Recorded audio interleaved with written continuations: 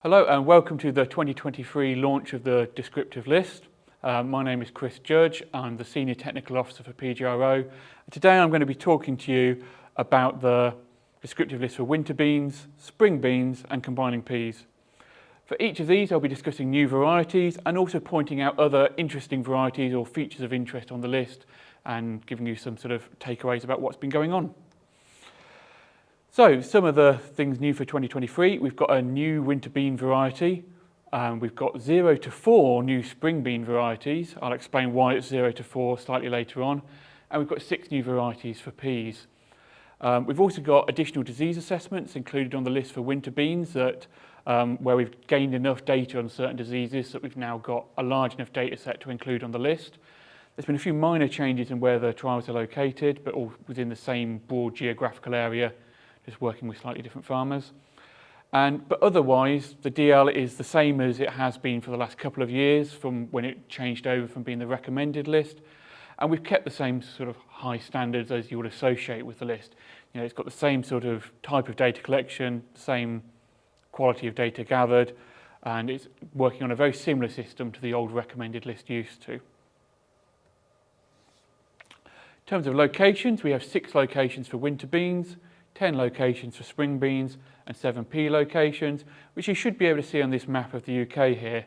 The spring beans have got the widest geographical distribution, as you can see there, up in Northumberland and over to Hampshire, Kent and over to Hereford. So we've got quite a wide spread within the bean growing areas in the UK. And for the peas and winter beans, we are covering quite a large amount of the country as well. So moving on to focusing on the winter beans. So the winter bean list is quite short. There's less varieties than there is for the spring beans or for the peas, but we've got lots of good material still and there's interesting differences between them.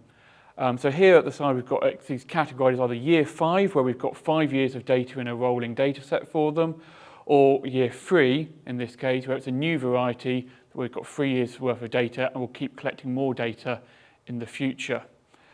So in the year 3 category, we've got 1 new variety, which is Bonneville, which I'll talk more about from a second. It's new material from Sonova. So moving on to the yield and maturity data. So when I talk about yield data here, this is all given as a percentage of a control, where the control is everything that's in the 4 and 5 year category, everything that's we've got already got lots of data from. It's averaged together and that's done as the base yield standard. So if I say something is 110% of control, it's doing 10% better than everything on average.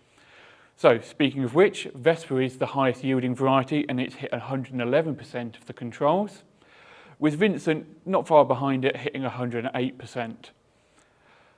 Okay, so also on this graph we're showing maturity, which is measured on a 1 to 9 scale, with 9 being the earliest. And we'll see here that we've got an 8 and a couple of 7s, which are the early varieties.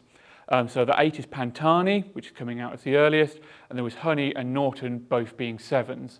I'd say anecdotally that Honey might be a high 7 and Norton a low 7 from having seen it in the field, but you obviously got to look at what the stats says and they both end up with the same score. I've just highlighted Bonneville, a good new option onto the list, where it's got a similar yield performance to Bumble and Norton, a maturity of 6, with the yield being 102%. So I mentioned at the start that we've got some additional things on the list. We're now reporting scores for winter bean downy mildew and for winter bean rust. So downy mildew on winter beans is slightly less common than on spring beans, but it has been seen more frequently in recent seasons. So we've now gathered a large enough data set on it to be able to accurately report some ratings for it on the list. So the disease levels tend to be lower than in spring crops, and because of that, you can't compare directly the winter bean ratings to the spring bean ratings, because the winter beans are rated relative within the winter bean population. And so if something is getting a 5 for downy mildew in winter beans, that doesn't mean it's equally as infective as what a 5 would be on the spring bean list. But otherwise, it's good that we've gathered enough data on it now that we can include it on the list and make that information available to growers. We've also, on a very similar note, added some rust information on winter beans as well, but all varieties have performed very similarly for rust. So here is that downy mildew data for winter beans. You can see here that all varieties have scored a 5, apart from Vincent and Norton, which have got a 7 and 6 respectively. Now looking at the spring bean descriptive list, for pale Highland beans, we've got a lot of options within the year 5 category for things that we've got 5 years worth of data for. So the varieties there are Lynx, Genghis, Stella, Victus, Macho, Capri, LG Sphinx, Vertigo, LG Raptor, LG Viper and Yukon. You might see underneath it there I've got a year 4 brackets 5. What does that mean? That means that the varieties within limited trialling, so it's a variety that historically we've had a good 5-year data set for, but currently there's only 4 years worth of data included in the information for it on the list. This is because we've put it into something called limited trialling. So limited trialling allows us to slightly reduce our trial sizes by taking older varieties that are already well characterised and well understood and not including them in every year that we run the trials. They'll still always be included in 3 out of the 5-year data set, so they'll have the same amount of information as the new varieties do, but by not including them every season, it makes the field work more manageable for some of the older varieties. The decision to put things into limited trialling is always done in conjunction with the breeders of that variety and to make sure that they're happy with us doing that with their lines. So I mentioned at the start of the talk that there's either 0 to 4 new spring bean varieties coming onto the list. So we've got 4 varieties that have gone through our process and had really good competitive yields, but there's a bit of a debate about whether they'll end up on the descriptive list or not. This is because they're still subject to approval via the UK National Listing Scheme. If they end up meeting the criteria for the National List Scheme, they'll be updated onto the list on the online version and will let people know that this has happened. So these 4 varieties to keep an eye out for in the future are Focus from Sarton Union, Futura and Genius from LS Plant Breeding, and LG Stego from Limagrain. For downy mildew resistance in spring beans, Lynx has a rating of 7, as does Mara Speed, whereas Yukon has the highest rating of 9. Yukon is an interesting variety in general. You can see that its yield is one of the lowest ones on the list, but both the strong downy mildew rating and its earliness justify its inclusion on the list. It matures so much earlier than the other varieties that it gives it a real niche in the market in certain growing regions, particularly in the north of the country.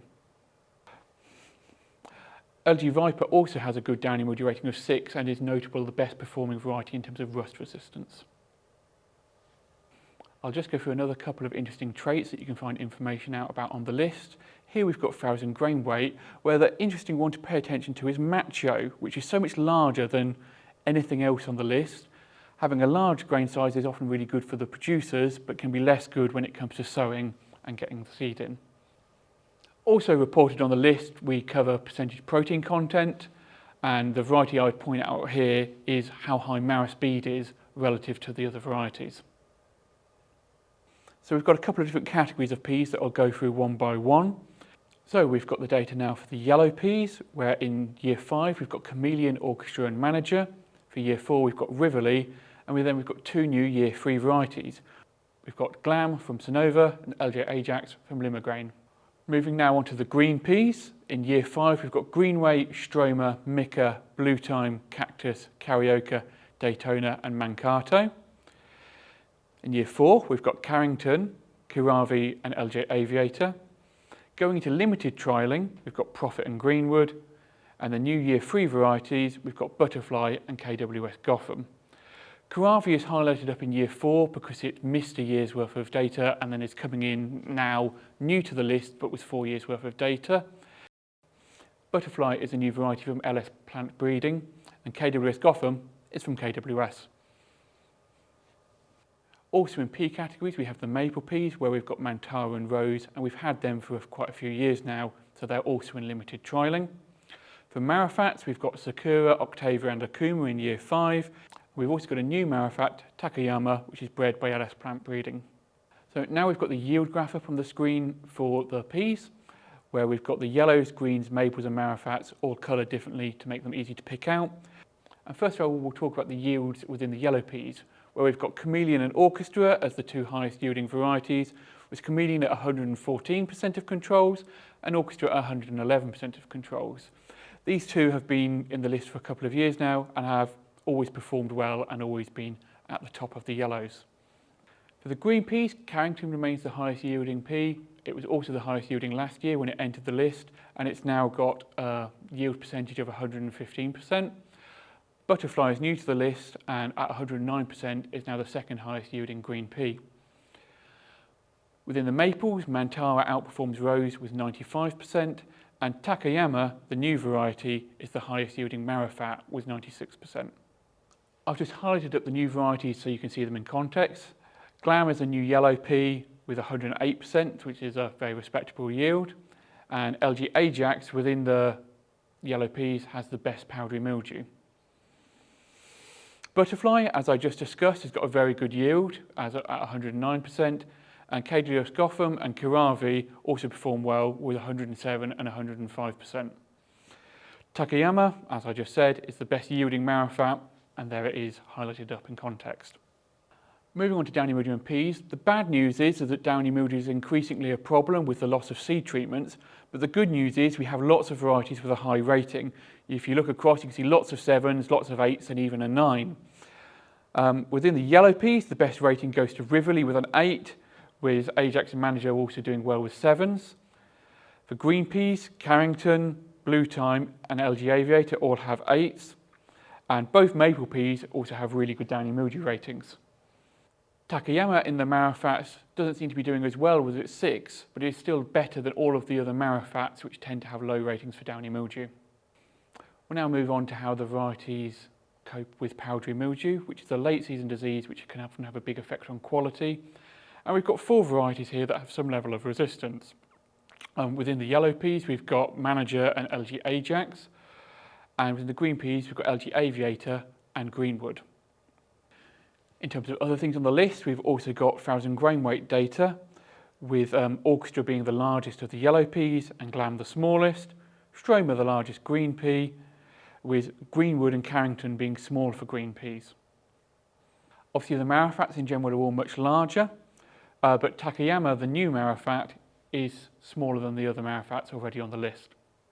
So that was a bit of a highlight of some of the new varieties and some of the interesting traits on the 3 different descriptive lists. Where can you go to find out more? Well, the lists are available to download from the PGRO website. You can get them as a PDF or an Excel file. If you look at the Excel file, that's also filterable, so you can look at certain traits that you're interested in. The data on the website also features a bit of a further breakdown, splitting the data out into the different 5 years in the data set. If you want to look at consistency in the yield traits, that's all available. You can also get the data from the PGRO app, and it is printed in the winter issue of Pulse magazine. So just to wrap up, I'd like to thank you all for listening to this explanation of the PGRO descriptive list for 2023.